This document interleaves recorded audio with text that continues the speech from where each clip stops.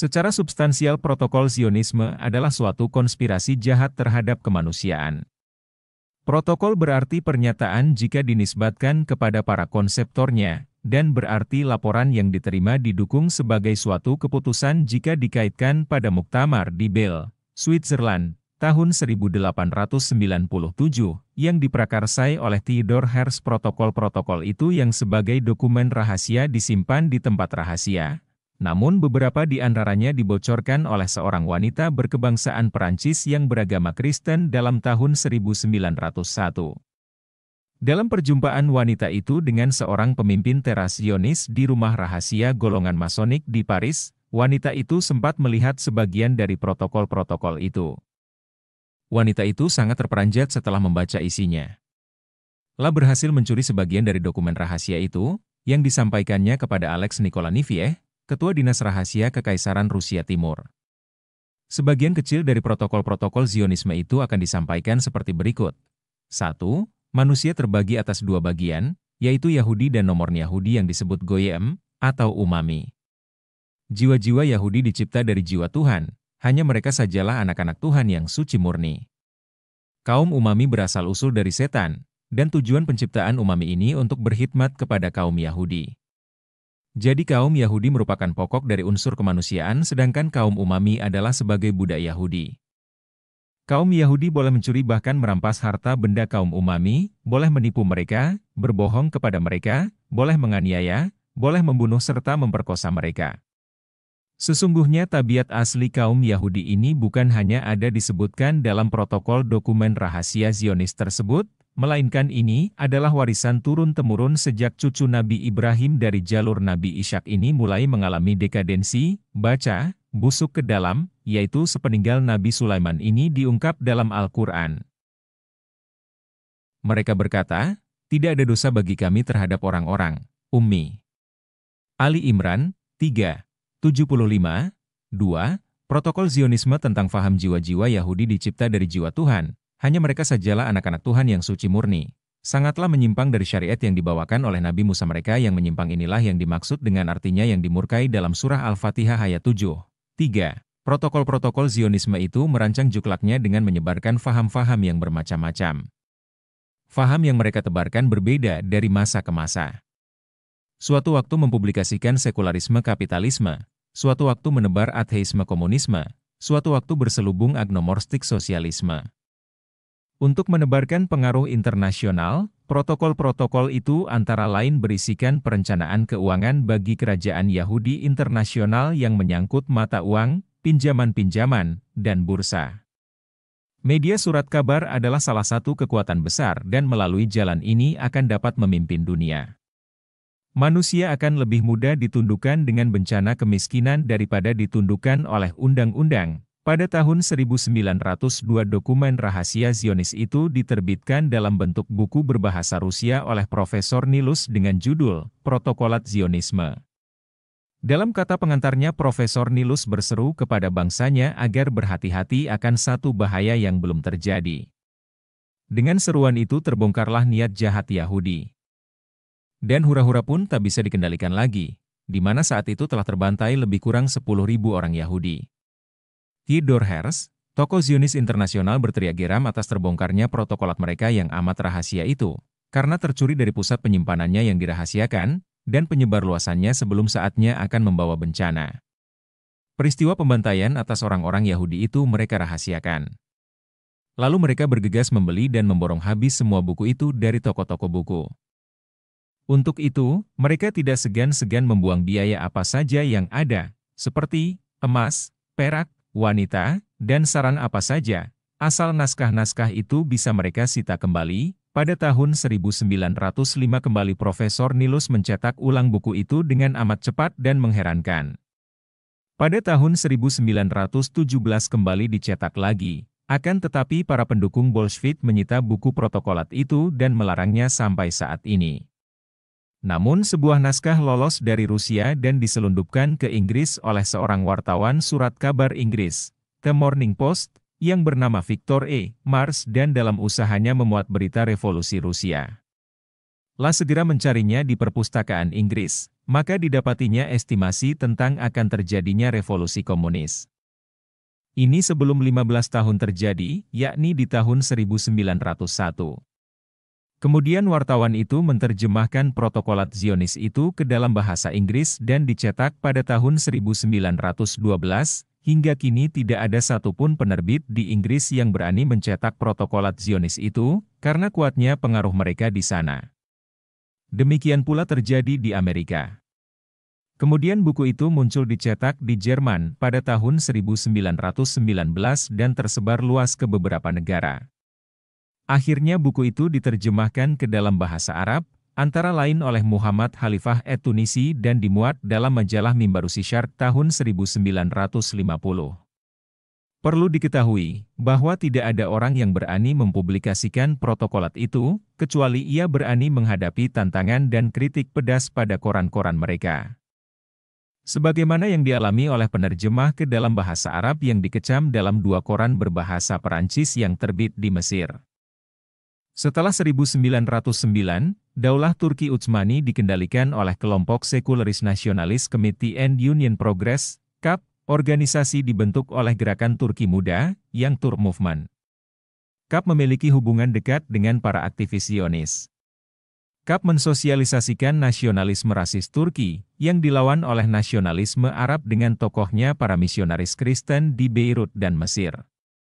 CUP menceburkan Daulah Turki Utsmani dalam Perang Dunia Pertama, sementara bangsa Arab melakukan revolusi Arab melawan Turki Utsmani dipimpin oleh penguasa Mekah, Syarif Hussein, yang disutradarai oleh Inggris. Hasil Perang Dunia Pertama, 1914 hingga 1918 Masehi, dan revolusi nasionalis Arab adalah jatuhnya Palestina, Yordania, Suriah, Lebanon, dan Irak ke tangan Imperium Salibis Inggris dan Perancis.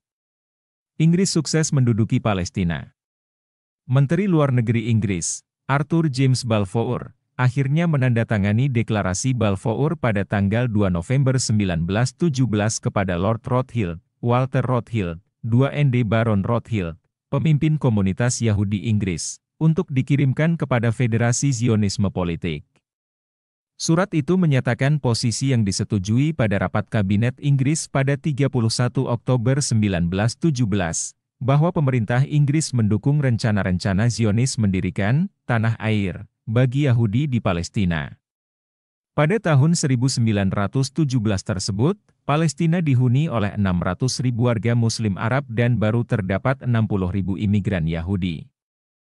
Sejak periode akhir abad 19, puluhan ribu Yahudi Eropa Timur, Afrika, Amerika Latin dan lain-lain mengalir deras ke Palestina, mendirikan koloni-koloni, membuat milisi-milisi bersenjata dan melakukan teror ganas terhadap penduduk Muslim Palestina.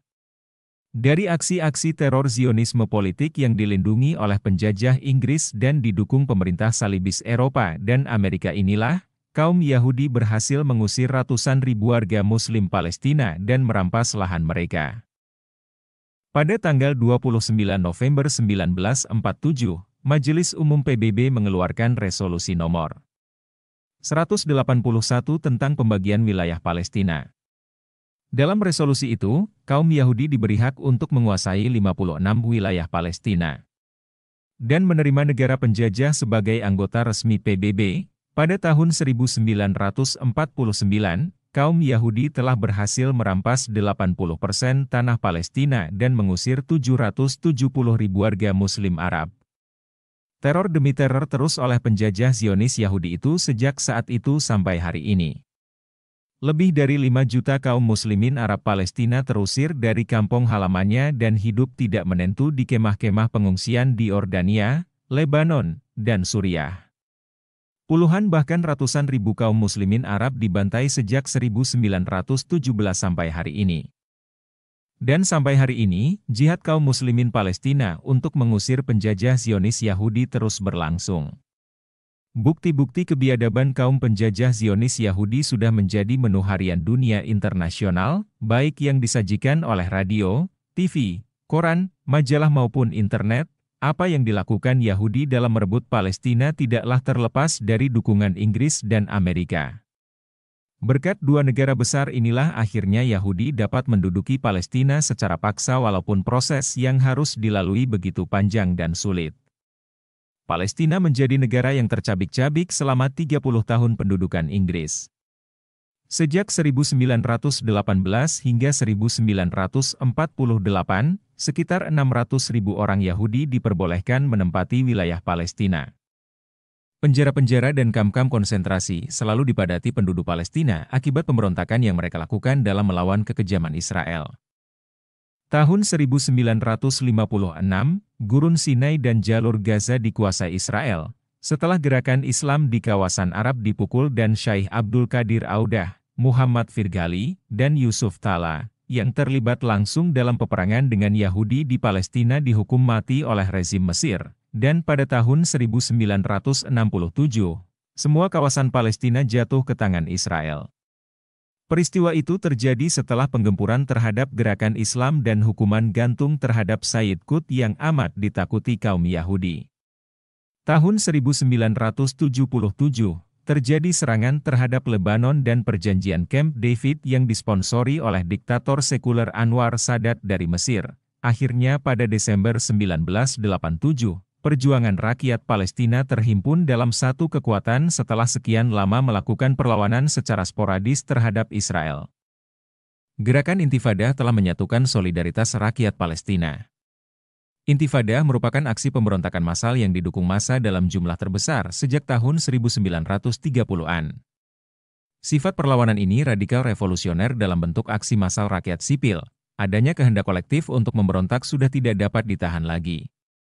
Untuk tetap bertahan dalam skema transformasi masyarakat yang menghindari aksi kekerasan, maka atas prakarsa Syekh Ahmad Yasin dibentuklah Hamas, Harakah Al-Mukawah Al-Islamiyah, pada bulan Januari 1988, sebagai wadah aspirasi rakyat Palestina yang bertujuan mengusir Israel dari Palestina, mendirikan negara Islam Palestina, dan memelihara kesucian Masjid Al-Aqsa. Hamas merupakan anak dari Ikhwanul Muslimin karena para anggotanya berasal dari para pengikut gerakan Ikhwanul Muslimin. Perlawanan terhadap Israel semakin gencar dilakukan dan mengakibatkan kerugian material bagi Israel berupa kehancuran pertumbuhan ekonomi, penurunan produksi industri dan pertanian, serta penurunan investasi. Kerugian lainnya yaitu hilangnya ketenangan dan rasa aman bangsa Israel. Tidak ada manipulasi sejarah yang lebih dahsyat daripada yang dilakukan kaum Zionis terhadap bangsa Palestina. Kongres Zionis di Basel merupakan titik balik dari sejarah usaha perampasan tanah Palestina dari bangsa Arab. Namun hebatnya, para perampas ini tidak dianggap sebagai perampok tetapi malahan dipuja sebagai pahlawan dan bangsa Arab yang melawannya dianggap sebagai teroris dan penjahat yang perlu dihancurkan. Salah satu kunci untuk memahami semua ini ialah karena sejak Kongres kaum Zionis sudah mengerti kunci perjuangan abad ke-20, yakni diplomasi, lobby, dan penguasaan media massa. Her sebagai seorang wartawan yang berpengalaman dengan tangkas memanfaatkan tiga senjata andal dalam perjuangan politik abad modern ini. Sejak Kongres dia sangat rajin melobi para pembesar di Eropa, mendekati wartawan, dan melancarkan diplomasi ke berbagai negara. Hasilnya sungguh luar biasa. Zionisme lantas diterima sebagai gerakan politik yang sah bagi usaha merampas tanah Palestina untuk bangsa Yahudi. Tokoh-tokoh Yahudi banyak terjun ke media massa, terutama koran dan industri film.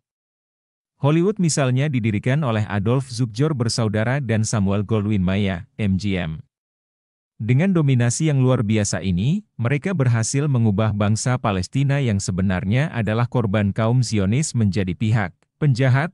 Kantor-kantor berita seperti Reuters, Associated Press, United Press International, Surat Kabar Times dan jaringan televisi terkenal dunia serta perusahaan film di Hollywood. Semuanya dikuasai oleh bangsa Yahudi.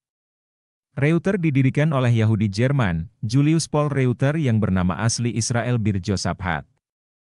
Melalui jaringan informasi dan media komunikasi massa inilah mereka menciptakan image negatif terhadap Islam.